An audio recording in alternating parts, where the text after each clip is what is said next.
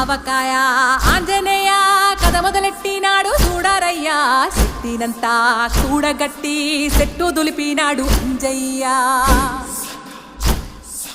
ఎర్ర ఛాయ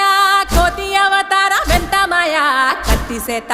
పట్టకుండా కాయ కోసినాడు కపిలయ్య